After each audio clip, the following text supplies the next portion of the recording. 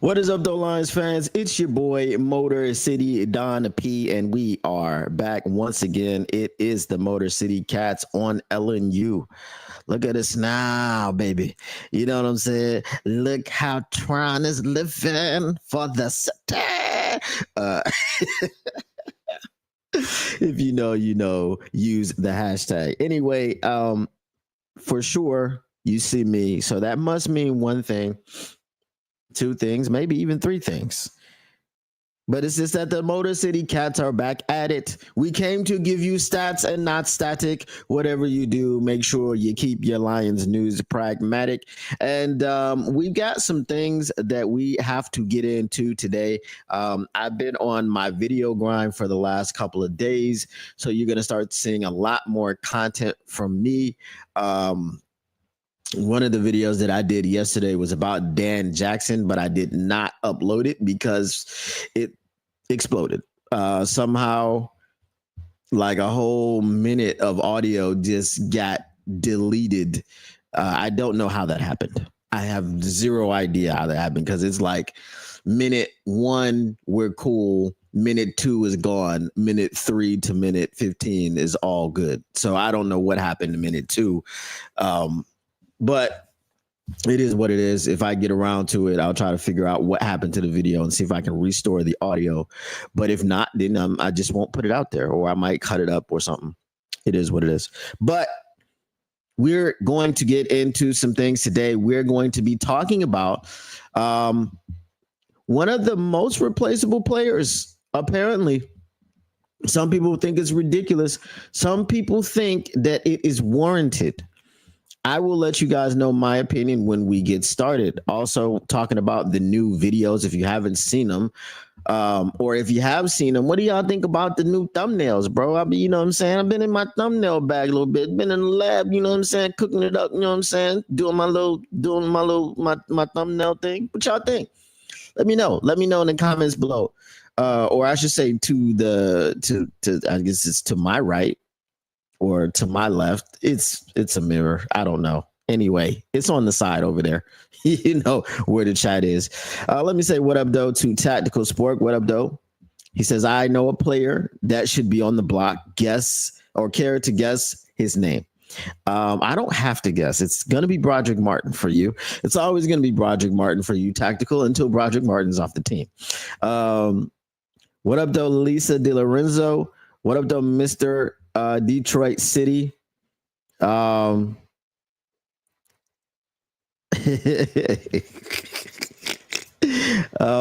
Detroit City has turned into my personal troll.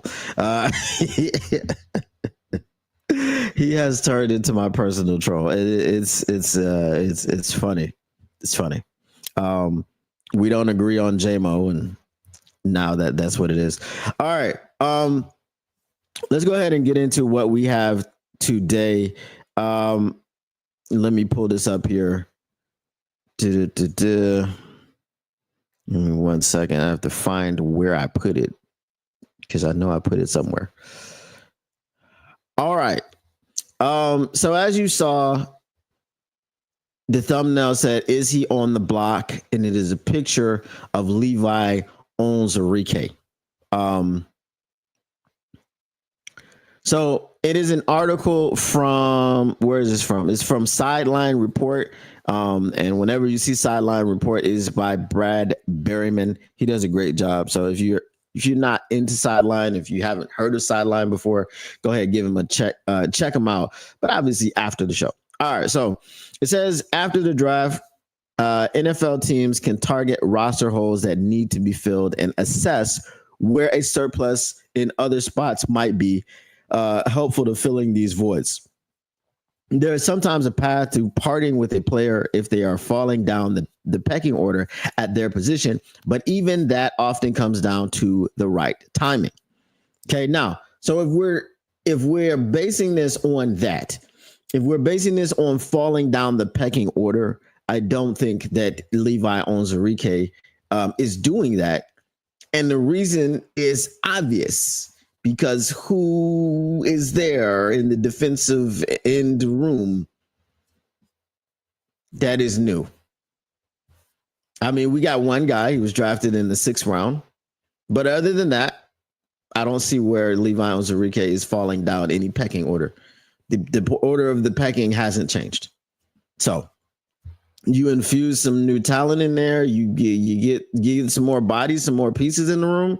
You do what you did for the cornerback room.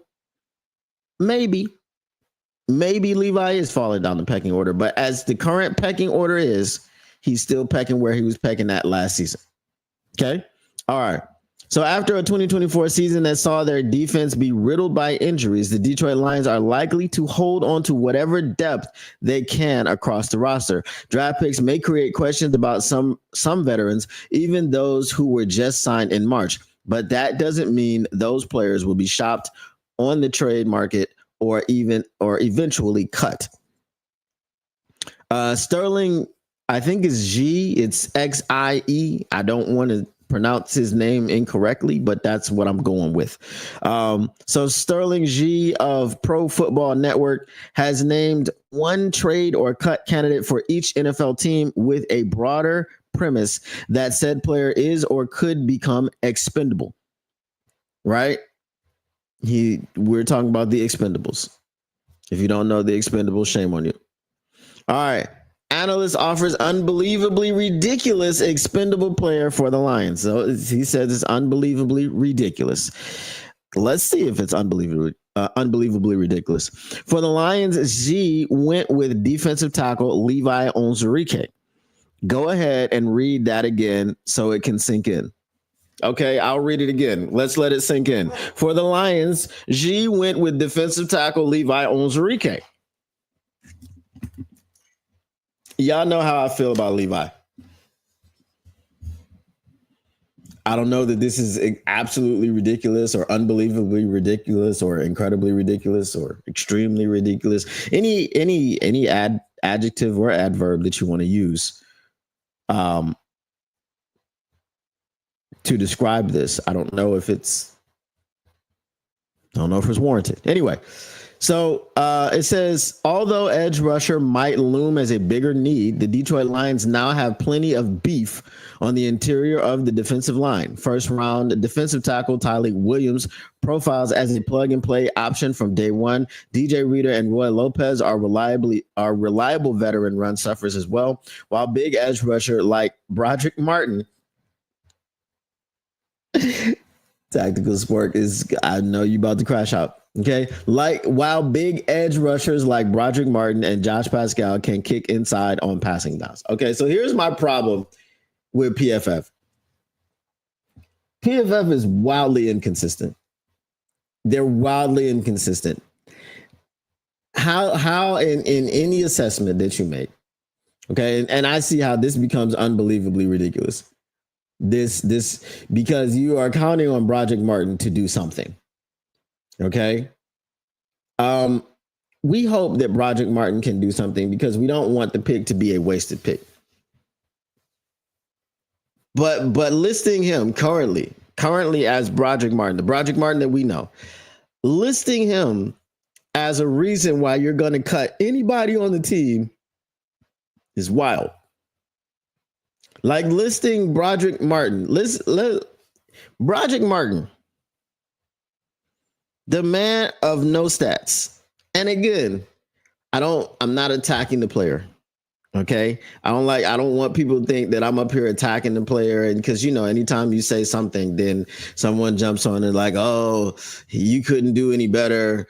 Okay. Well, I'm a guy that gives my opinion about the things that I see in sports, and not just sports or not mostly sports, primarily the Detroit Lions.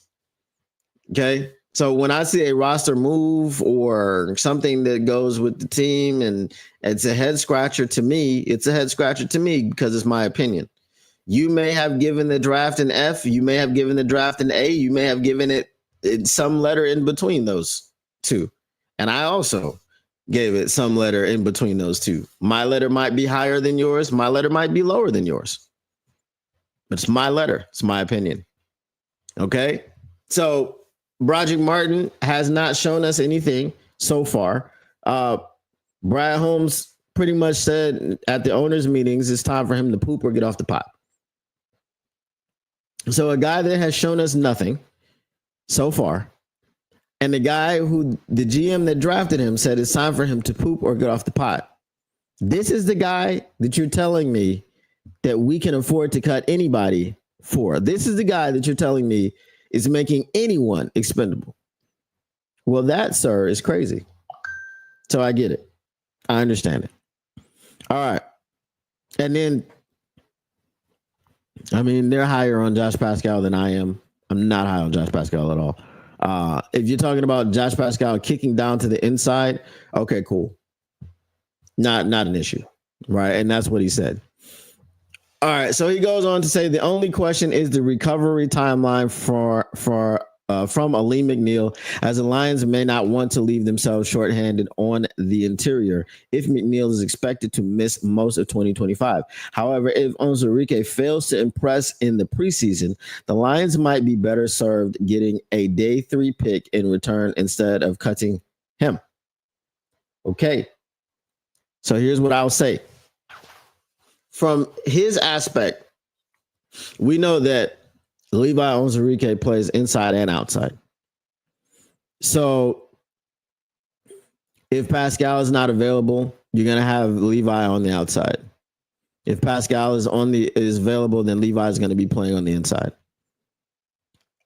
So because he can kick outside, that's also one thing that he neglected to mention here. And he's treating Levi as only a DT. So only in the DT room, you could say, yes, that he has fallen down the pecking order. But the versatility that he has where he can play inside or outside makes him a lot more desirable, to keep on the roster. Okay, because he can do multiple things. And because we had so many injuries last season, you want to have depth. That's what you want to have. You want to have depth. If you don't have it, then you might have some issues. All right. So it says Onwuzurike's first 3 NFL seasons were derailed by recurring back issues, including missing the entire 2022 season after having spinal fusion surgery. But he was healthy last season, 16 games, and while his surface numbers weren't outstanding, 28 total tackles, 1.5 sacks, which were accumulated not all at once. Not a single sack was accumulated at once. They were all half sacks, and you put them together, and you got 1.5. So he had 3 half sacks. I just want to point that out. Okay? As if I haven't pointed it out before, I just want to make sure that you guys are clear. 3 half sacks. 3 half sacks. 3 half sacks. All right, let's go. Pro Football Focus graded him as a top 30 defensive tackle in the league. He also had a pass rush win rate of 12.5%. That was top 15 at the position. Okay, so a pass rush win rate doesn't necessarily mean you're going to get the sack. This means that you've beat the person who was in front of you trying to block you, or you split a double team or whatever. You got back there and you hurried or pressured the quarterback. Okay. So if you hurry or pressure the quarterback, that is considered winning your pass rush. Because most of the time, when you're able to hurry or flush a quarterback or rush a quarterback, it results in a sack. But when it doesn't result in a sack, then that quarterback still has a chance to continue to play and complete the pass down the field, which happened oftentimes when we would get pressures, but we wouldn't get home. All right. So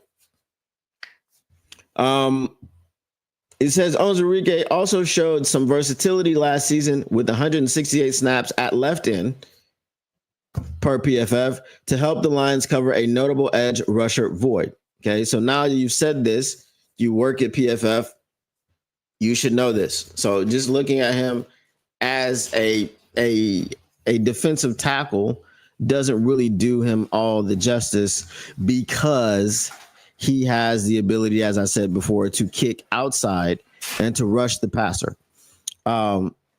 Not very successfully, but he has the ability to rush the passer. And this is where we are the thinnest, and we know why we're the thinnest. And I'm gonna try not to get too into it. But at some point, you know what I'm gonna say. Right? I'm the resident hater, I know, but I gotta get into it because it's a concern. And as long as it's concerning, it's gonna be concerning. All right. So with his history of back issues in mind, and despite it seeming he could cash in nicely on the open market, Onwuzurike ended up going back to the Lions on just a 1-year, $5.5 million deal this offseason. So that's puzzling to me because I wouldn't consider what he did this past season really balling out. I wouldn't consider that. So I don't think you just put your name in a hat and you go, well, I'm the next guy to get paid for something. Okay? I'm the next guy to get paid for some reason. Did you have any production? Well, I didn't have a whole lot, but if people are getting contracts, I'm here on the open market and I'm here to cash in. Right? That's not how it works. So there has to be a level of production. I don't know that 28 tackles, 28 total tackles, which means all of them weren't solo. Okay. So 28 total tackles in a sack and a half. I don't think those are numbers where you cash in. Right. And if you do cash in off of that, I need to get off this podcast and I need to go get in the NFL because that's nothing for 16 games, 28 total tackles, 1.5 sacks.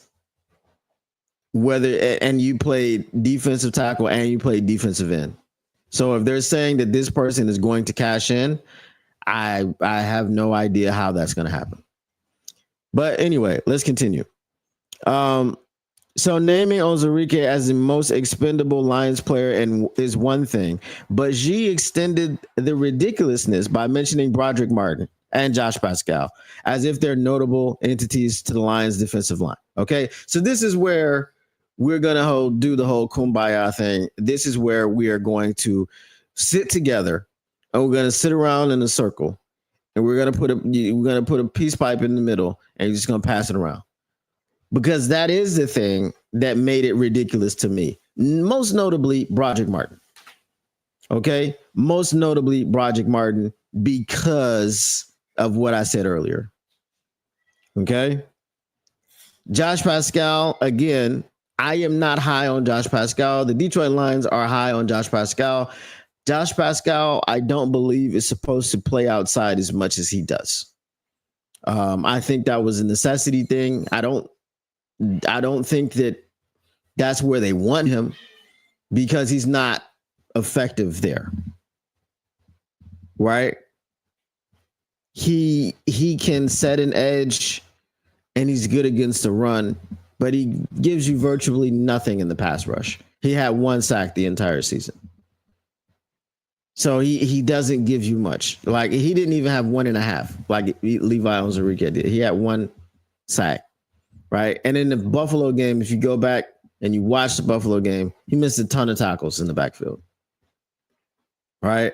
A ton of tackles in the backfield. And that game in particular was a game where we needed to get people on the ground because we had a problem getting people on the ground. And that's why we got boat raced out of our own stadium.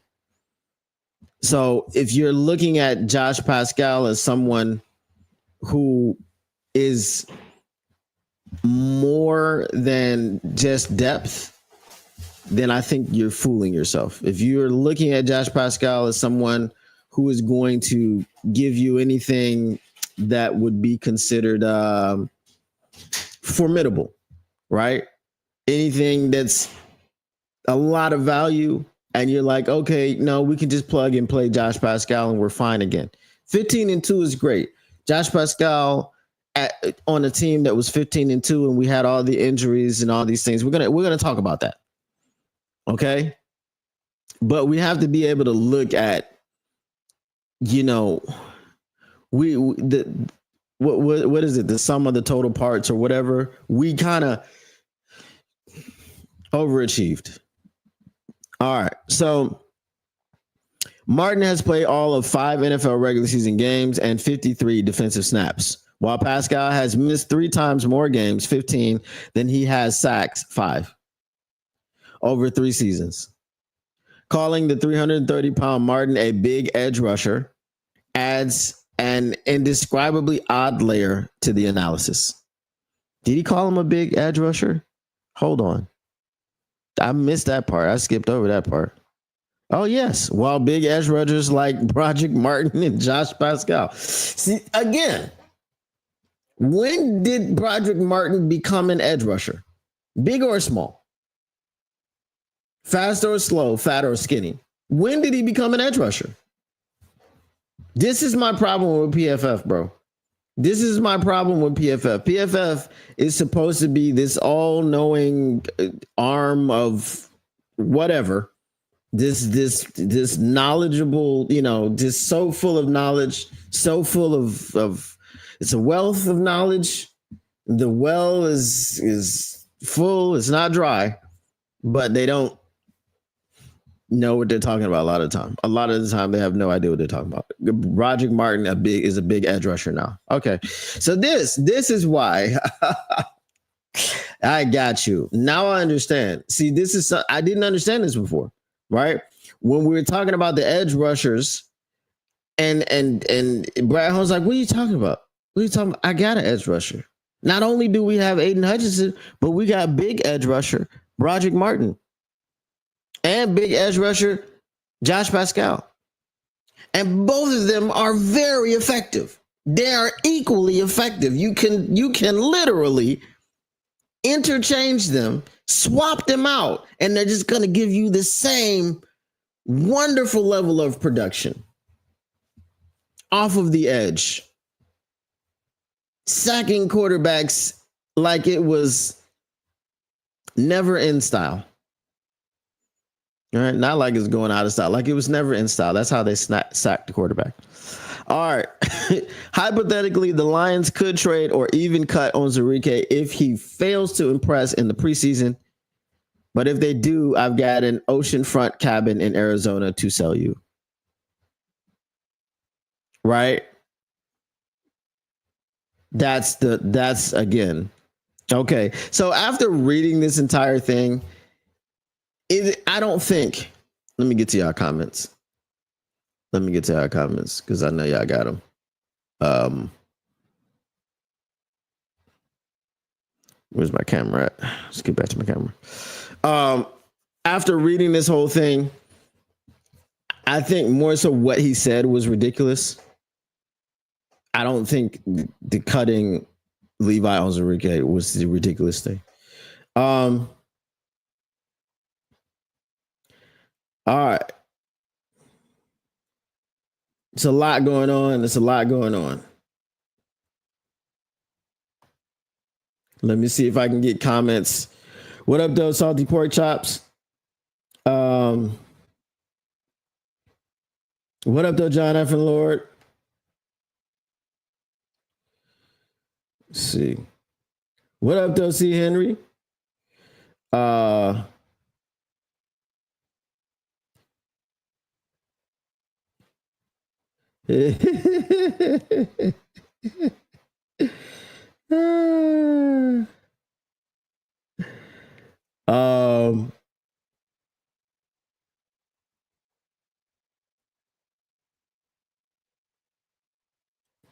Appreciate you, Flying Hawaiian.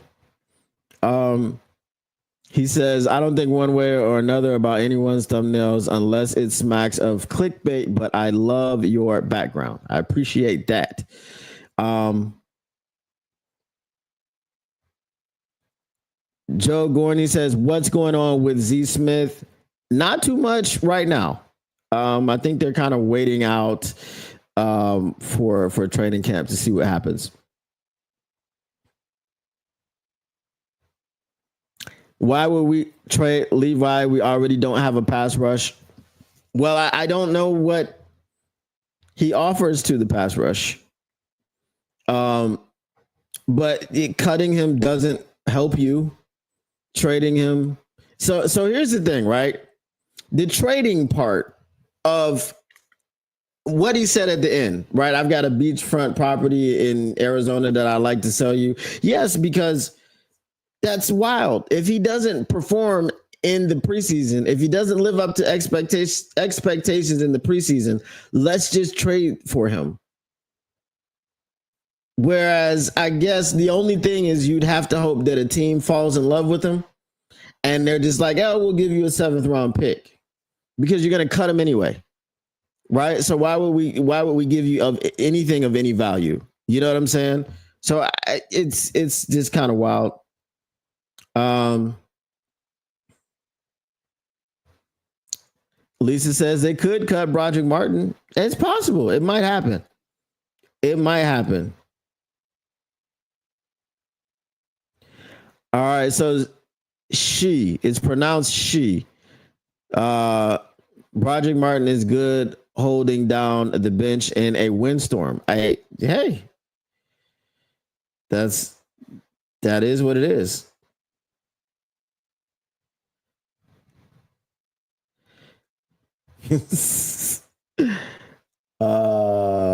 No.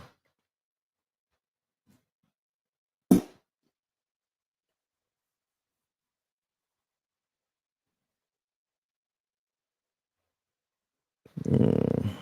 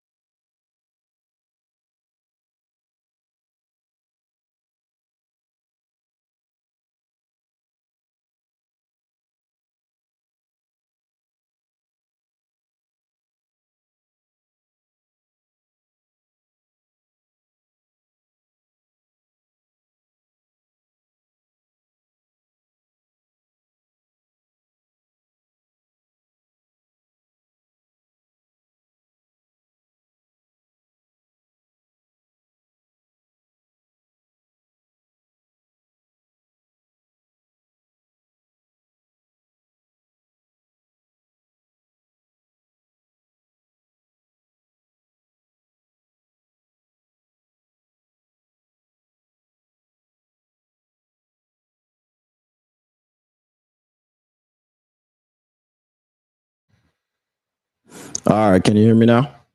You should be able to. All right, can you hear me now? Yeah. All right. Uh because my soundboard is connect my microphone is connected through my soundboard, so I had to wait for the program to start, and I probably need to move it up in the restart programs, because it's kind of low on the list, so that's why we had to wait a little bit. But we back. um Phil says, is this one of those no announcer games? No. Higher learning. What is high? What is learning? What is higher learning? Um,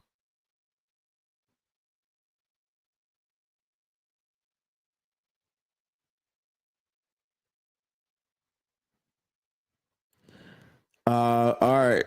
Flying Hawaiian, I got you. I do need a new one. I have one, but I don't know that it can handle all the streaming and stuff like that. So yeah, sometimes I just gotta do a better job of closing things out and not overloading it. Um, we're not calling Isaac Tesla. We're not calling him Vanillatron. All right, so let me get back to what you guys were saying about this article. D Dunk says Martin is the only one that won't be on the team week one. Levi and Pascal will both have solid years if playing on a healthy D line. Martin is another story. All right, so let's get into it. Let's get into it. So what I'm seeing a lot around the creator sphere, and what I'm seeing a lot around the the Lions, not Lions Nation Unite, but just the Lions Nation. We're 15-2 was fantastic, and we did have a lot of things go not our way as far as injuries. We did have a lot of injuries, like an unceremonious amount of injuries. You could call it an ungodly amount of injuries. There are a lot of things that you could say about the amount of injuries we had. What up though, Shane Smith? Um all right, Flying Hawaiian. I definitely will hold on. I'll get that Discord link to you, and anyone else who wants to join the Discord. I'll get that in here in a second. I can't pin it here because if it was just my chat, if it was just a Motor City Cats chat, I would be able to pin it, but I haven't figured out how to pin things in StreamYard. So once I figured out how to do that, then I will be able to pin things. So anyway, there's just been a lot of talk about the injuries and how all we have to do is come back healthy, and that's fine. And I don't think, and I've said this in one of my recent videos, I don't think that this roster needs anything. I don't think that we need an edge rusher, because we have one. We have one in Marcus Davenport. And we know that Marcus Davenport is a dog. We know that Marcus Davenport once had 9 sacks in 11 games. We know he's violent. We know he's athletic, right? We know he's the perfect football player. But we also know that we don't know if he's going to play more than 3 games. Because last year he did not.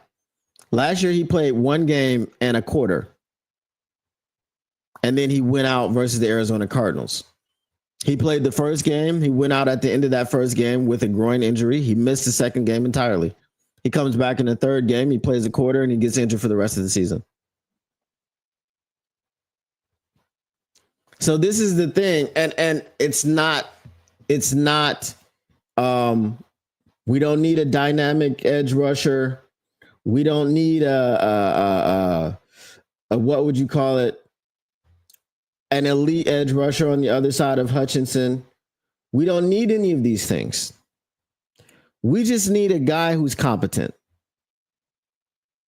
Right? Here's the Discord link. Anyone that wants to join the community, go ahead and hit that Discord link that I just put in the chat. So we don't need a guy that is a clone of Aiden Hutchinson. Okay. I know people are excited about Ahmed Hassanein. I'm not going to get excited about a 6th round rookie. I don't know that I've ever been excited about a rookie that's been drafted outside of the 3rd round.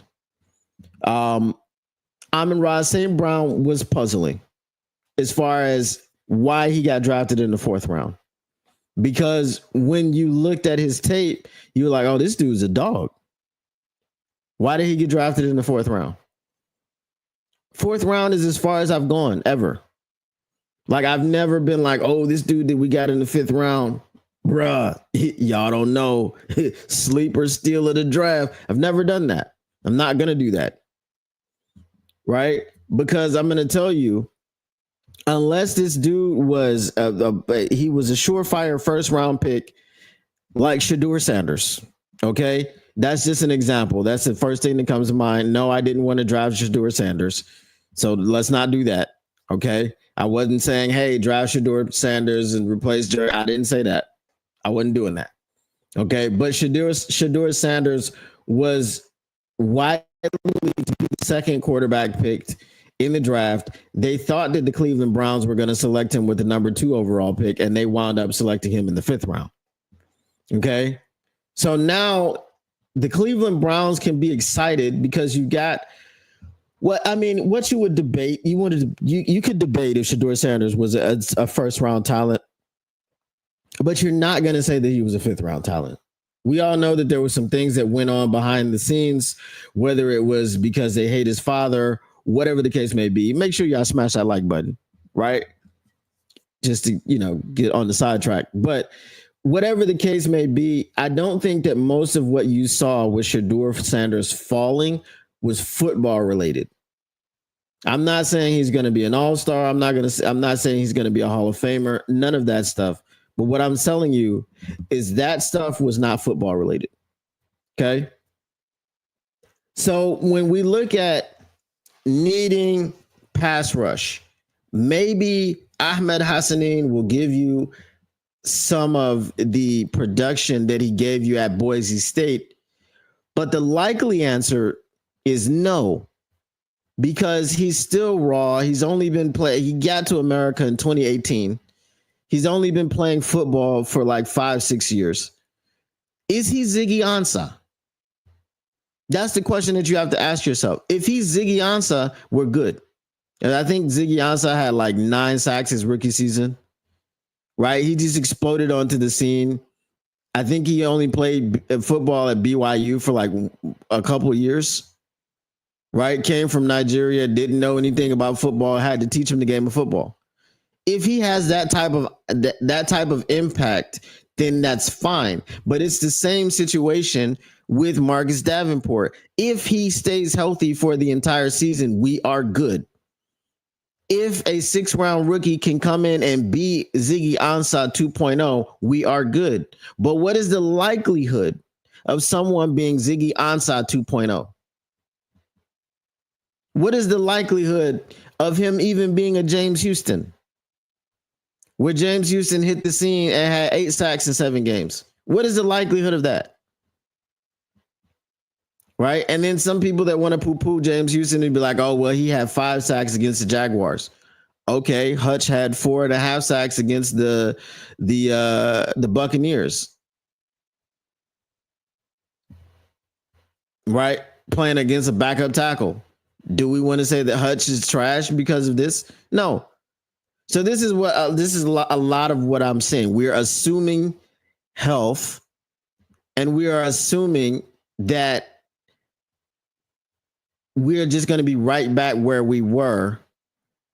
And I don't think that we address the biggest need on our team. I do appreciate all the depth that we got, because this was a depth draft. We drafted depth all throughout the trenches. right? I think in a way that this draft was kind of a knee-jerk reaction to what happened last season.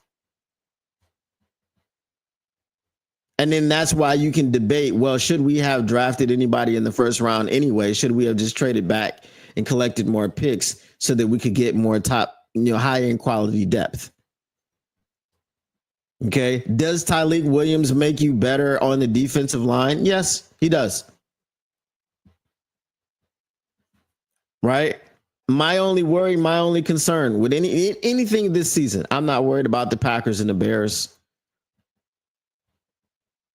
But what's our level of pass rush when we play the Packers and the Bears? Because they've got quarterbacks that can escape the pocket and make things happen on the run. Whether they run downfield with their legs or whether they escape the pocket and they keep their eyes downfield and they make a throw on the run, because both of those quarterbacks can do that. So can Lamar Jackson. So can Jalen Hurts. So can Patrick Mahomes. Right? Joe Burrow is not a statue. He does have good pocket mobility, and he can escape the rush and keep his eyes down the field and deliver a strike. Why do I mention all those quarterbacks?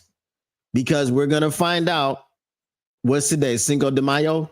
We're going to find out in 9 days when and where we're going to be playing those quarterbacks. Because they all come to town, not meaning they all come to Detroit, but they all come to town to play the Detroit Lions. Whether we go to their town or whether they come to our town. So assuming health is wild to me. It's not, Aiden Hutchinson's injury was a freak injury, right? We're not saying, okay, Hutch is going to get injured. Well, we're not counting on anybody to get injured except for Marcus Davenport. And if Marcus Davenport does get injured once again, and I hope he doesn't, we got Josh Pascal over there again. We got Levi Onwuzurike over there again. And we saw their production. Yes, Mekhi Wingo got injured, but Mekhi Wingo is also a rookie. So now what happens with Mekhi Wingo? Mekhi Wingo got injured so that there was a lot of developmental time as a rookie. That time that you play and the game slows down for you. There was a lot of that time that he missed. Right? When you talk about Ennis Rakestraw is going to have a jump from last season, and the thing was he sustained the injury, the hamstring injury in training camp, so he didn't really get into camp and have the impact that he wants to have. He also has a history of soft tissue injuries. So I'm just not going to assume health. That's not what I'm going to do. I'm not being SOL. I'm not being negative. I'm just not going to assume the health of these players, especially the ones that have either extensive injury histories or eyebrow-raising injury histories. Ennis Rakestraw's injury history is eyebrow-raising because it is all soft tissue injuries. Remember, he did not participate in the pre-draft process because he had core muscle surgery. Right? So when you start talking about your core muscles, you start talking about hamstrings and hernias and all of these things, and you have a pattern of them, it's worrying, to say the least. That's all. All right, let me get to some of y'all's comments.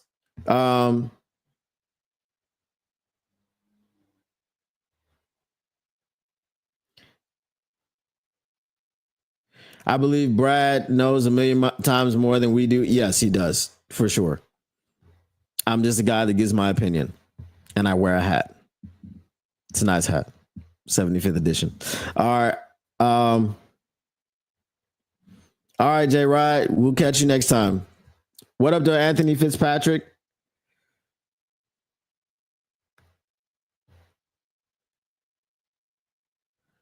Okay, I'll get another invite link in there.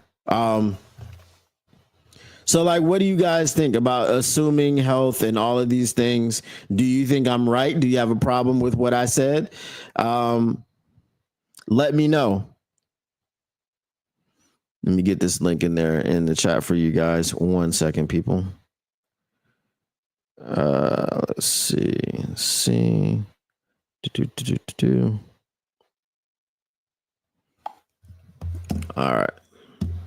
So just got a new invite. Let me just put it in here now. Okay. Boom.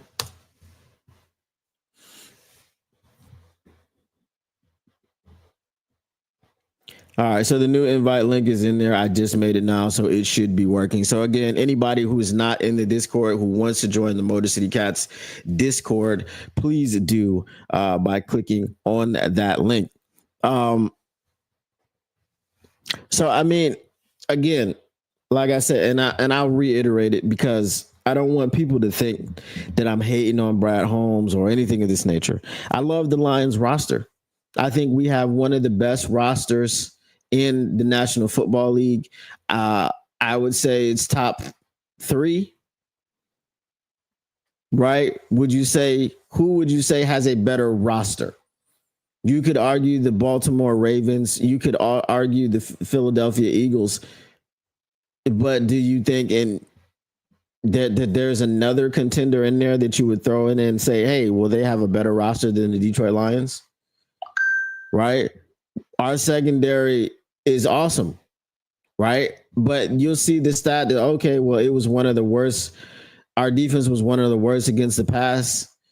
Well, that's because people couldn't run against us, so they had to pass. So they're just going to have more opportunities to pass, right? So if you're going to give up yards, it's going to be through the air because you can't pick them up on the ground. You know, so it's sometimes stats are misleading. We watch the games, we watch the film, we see it all week in and week out. Okay, was this defense a top 5 defense before all of the injuries? At times it was, yes. You know, in the early part of the season, it was top 5. Even shortly after, a few weeks after Hutch went down, it maintained its top 5 status. But as you kept getting injury after injury, week after week, then the numbers started to dwindle because you couldn't do as much up front, right? When you have Hutch and you have Marcus Davenport as bookends, you can do a lot up front. When you have Alim McNeil and DJ Reader clogging up the middle, along with those two, you can do a lot up front. It's going to be very, very difficult to run or pass against us if those people are all healthy. Right? Shout out Matthew Broder, because this is something that I said last time. I think it was last week when I was here with Easy and Chicken Nugget. And I said, when are we going to start looking at Alim McNeil? So I was listening to Broder and Terry Foster and the boys in the car over the weekend, and Broder asked the same question. So when do you start looking at Alim McNeil as someone who can't stay healthy and can't stay on the field? Okay, we all are confident that Alim McNeil will for sure finish out this season because he's going to miss so much of it. We don't expect him to get injured. We also don't expect him to get injured next year. But then if he does he enter the Marcus Davenport realm? Right? So this is the question. These are only questions that I ask. Shane Smith says, I had his fire. I appreciate you, Shane Smith. You know what I'm saying? You know, eBay is your friend. Especially when you're in Australia and you don't have too much Lions content over here that you can get too much Lions merch. They got, you know, the Raiders and the Rams and the, you know, the Eagles and obviously the Chiefs and all that stuff. You know, Australians don't know no better, man. It is what it is.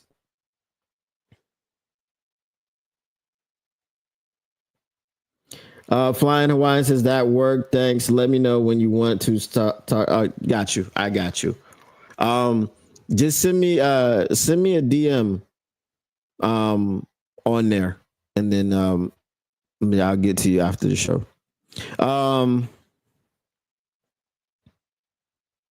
Yeah, so this is the thing that I'm saying. Like, it's just assuming health.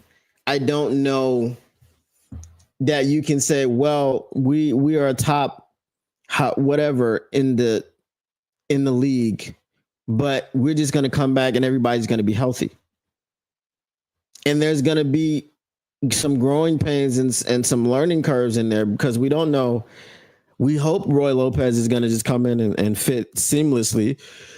We're expecting Roy Lopez to be the starter opposite DJ Reader because you're not going to expect a rookie to start, right? Unless you just have a situation like in Tennessee where they drafted Cam Ward number 1 overall and their previous quarterback is Cheeks. There's no way that Will Levis starts. I don't even think you have an honest QB competition. I don't think you give Will Levis an opportunity to do anything because he was so terrible. Right? So you plug and play with Cam Ward. Are you going to plug and play with Tyleek and say, okay, well, Roy, you're going to be the backup? Is that what's going to happen? And then if Tyleek doesn't beat out Roy, Roy is, a bit of a journeyman at this point, right? He's been on a few different teams. I think this is team number 3 now. I think he was drafted by Houston or signed with Houston as an undrafted free agent. Then he went to Arizona. Now he's here. Right. So what's that? What's the middle? What's the interior defensive line going to look like with DJ Reader, who is the mainstay? He's the veteran. He's the guy, and what he can do. The production that he'll give you. Right. He's going to eat up the double teams in the middle, and that's going to open up the hole for pause. It's going to open up the hole for Roy Lopez or Tyleek Williams yes. Okay. But how is that going to look? We don't know these things. We hope that we got 2 new coordinators. We hope that everything goes the way that it was supposed to go. Now, I don't think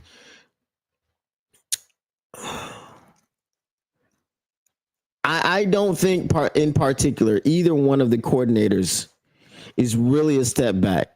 And if you look at it logically, Kelvin Shepherd was running the defense at times last season. When you saw AG sit down on the bench in a few games and cross his legs and just sit back, who do you think was running the defense at that time? You think it was AG? No. Right? So he was just completely relaxed, chilling. Like, I ain't got nothing to worry about. All right. So we would have to go back and look at the games where you said, okay, Kelvin Shepherd ran the defense a majority of the time. Right? He was running the meetings. He was running the defense on and off. They were grooming him to be the replacement, and they're really happy and excited about him. And I think Kelvin Shepherd, as a defensive mind, probably has a wealth of knowledge because he's been around so many schemes and around so many different players and coaches and teams, playing in the league and now coaching, that he has the ability to excel. This is going to be his first time being a defensive play caller. Can he coordinate a defense? I believe he can. I believe he got enough training with AG while he was on the job. Johnny Morton helped us build this offense, right? And he wants to put explosives into the offense because Ben Johnson's offense, while it has some explosives in it, I don't think that was the focus. Now we've got the focus. Now the focus is getting down the field, getting JMO down the field. You see they brought in Jacoby Keeney James. He ran a 4.37. Now, if we're talking about Jackson Meeks, I've heard some concerning things about his speed. Somebody said he ran a 4.71. I'm like, there's no way. Ain't no way you ran a 4.71 and you're playing wide receiver. That's not possible. We got Isaac Tesla, right? And again, he's a 3rd round rookie going up against the likes of Tim Patrick, because that's his direct competition. Is he going to beat out Tim Patrick? Probably not, right? He's not going to get snaps over JMO. He's not going to get snaps over Amon-Ra St. Brown. He's not even going to get snaps over Sam Laporta. So what is his role in this offense this season? I don't think he has a role in the offense. I think he'll be a special teamer. But as far as in the offense, as you're sacrificing who? Whose time are you taking away from? Okay, unless you're trying to do a spread formation and you spread them out wide, but you're also then taking away from Tim Patrick. So that's my point, right? So I think that this rookie draft class, this draft class that we just had, is a depth class. We talked about who could be the starter, who could be a day one starter. Could it be Tyleek? Could it be Tate Ratledge? And it's quite possible. Tyleek is quite possible. He only has to beat out Roy Lopez. Tate Ratledge has to beat out Graham Glasgow. Maybe they want to have him and Christian Mahogany on opposite sides. So one of them is going to be on the right and the other one's going to be on the left at guard. So, we don't know. But just assuming health, I don't want to do that. I don't want to do that at all. All right. Let's go back to some of your other comments from before. So Flying Hawaiian says, wasn't last year the first full season for Levi? He may make a huge jump this year, though not on the edge. Pascal admittedly has not met expectations. Yes, last year was really the first full year as he dealt with the back injuries and things of that nature. So it could be that he returns all the way to form and he has 10 sacks this season. It's not likely that happens, but it could happen.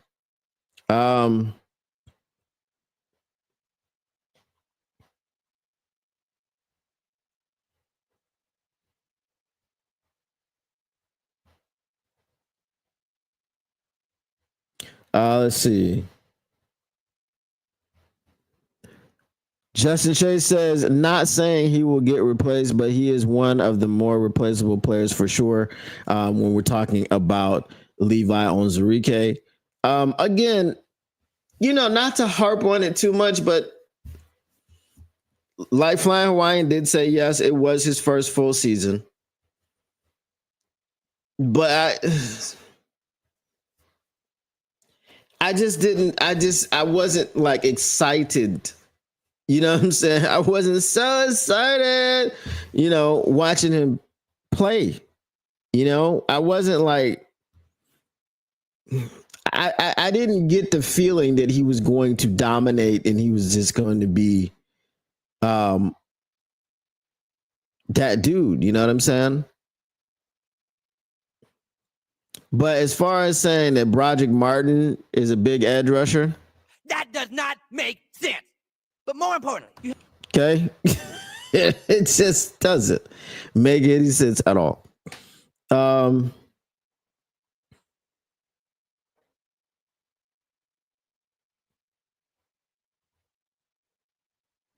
right, it says LBs are about the easiest to replace with who is available that can do what he does. I guess the question is about Rodrigo. There was a conversation about Rodrigo. All right. So if Levi has another injury, I don't see his production or impact being irreplaceable, even with a dude you can go get mid-season. They will only make a move if it's a clear 100% upgrade.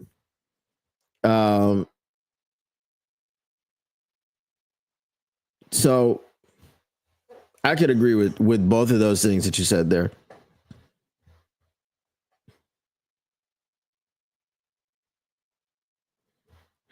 Levi is going to be the starter in week 2. Why are we cutting him? Yeah. Pascal wasn't drafted as a DE, if I'm not mistaken. The fact that he can play outside is just a bonus. He wasn't drafted as a defensive end. He was drafted as a defensive tackle, I believe. But with him playing outside, like if you're going to play outside, don't just be there. You know what I'm saying? Like, don't just be there. if you're just there, you know what I mean?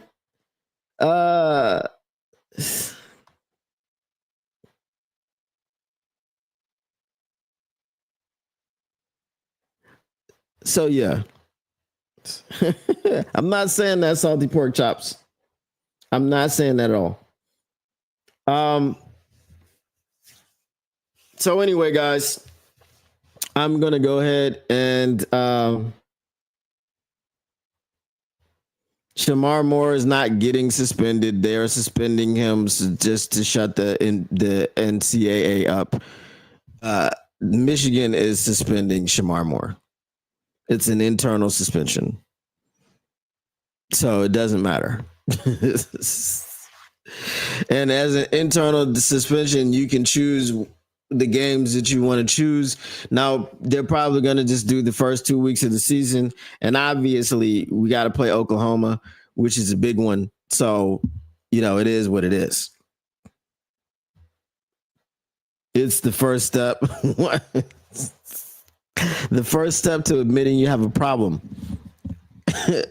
Or the first step is admitting you have a problem, right? It's acceptance. It's week 3 to 4 they selected. So who are we playing week 3 and 4? Because I think, like I said, the Oklahoma game I think was week 2, so you don't want to do that. You're probably going to be playing Bowling Green and Eastern Washington State, Nevada. Eastern Washington State, Nevada. Fisherman. That's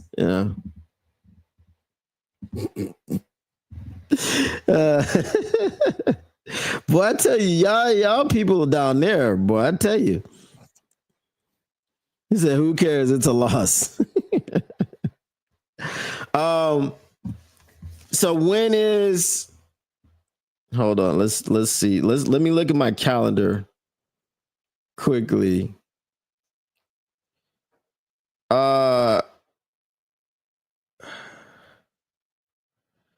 Let's see.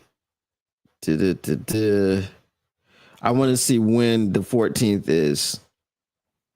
That's a calculator. That's not a calendar.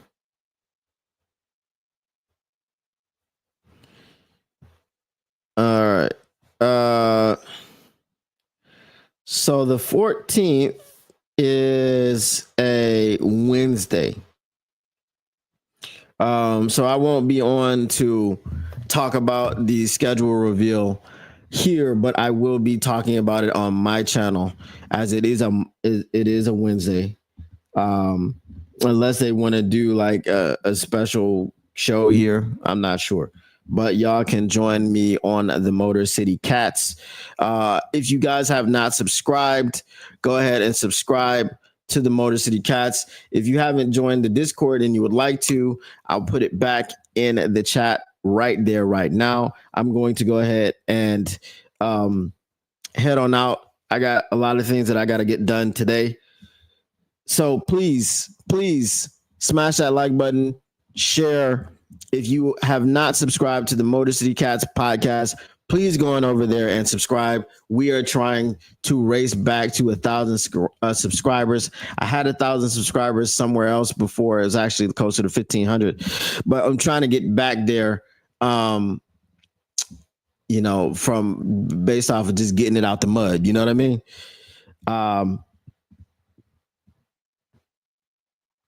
What is this? Nobody Kapler says Levi, I think, can be easy to replace. I'm not arguing that one. He could be replaceable. I think a lot of people were ready to move on from him anyway, as they thought that, listening to Kevin Zeitler say that, we would have two $20 million guys with him and Aleem McNeil. And then with him going out there and getting 3 half sacks, and then still without the production, people still like PFF projecting that he was going to get a large payday, like $19 million per year or something like that. most people were ready to allow him to walk. You're not giving that money to someone with that little bit of production. Mr. Morale 313 says bold prediction: Levi gets 6 half sacks this year.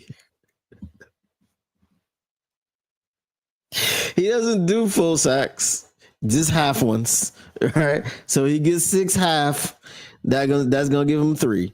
Hey man, if he gets 6 half sacks, I'll be happy with at least he touched the quarterback 6 times. Pause. Right? I mean, it's an improvement. He touched the quarterback 3 times this year. Pause. So now you make it 6. It is what it is. Have to go. All right, Shane. It is a day for me. It is a day. It is 10:30 in the morning. So I got to get back out to work. So once again, guys, I appreciate you. When was the last time Levi got a whole sack? Probably college. Probably. I think he had like his rookie year. I think he had 1 or 2 before he suffered the back injury. So, that was what that was.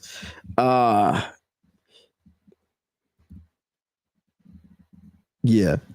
All right. Once again, guys, I'm going to get out of here this time. The Motor City Cats are back at it. They came to give you stats and not static. Whatever you do, make sure you keep your Lions news pragmatic. And if you have not subscribed to the Motor City Cats, go subscribe to the Motor City Cats podcast. Okay? You just got to type in Motor City Cats on YouTube and it'll pop up. Ain't nobody else Motor City Cats, right? That's why I'm Motor City Don P. MCDP 313. You can follow me on Twitter as well, or X if you want to call it that.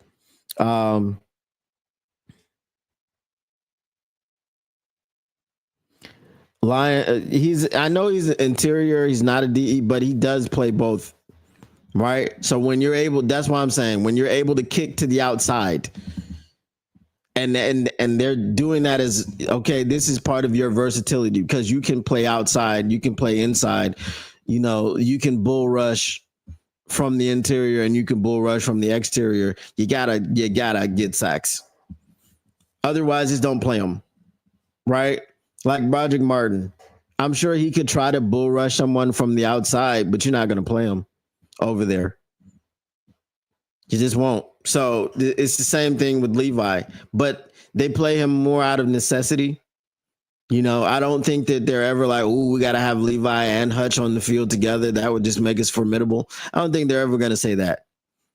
But you do have to have the ability if you're going to kick outside. Like if you're a cornerback, like if you're Travis Hunter light, okay, and you're more so a cornerback, and then when you go out there a wide receiver, you're just you're a what's the word I'm looking for? You're a decoy because of your speed. So people you're taking them out of the play. So that is what that is. But you got to have the ability if you're going to do it. That's all I'm saying. That's all I'm saying. All right.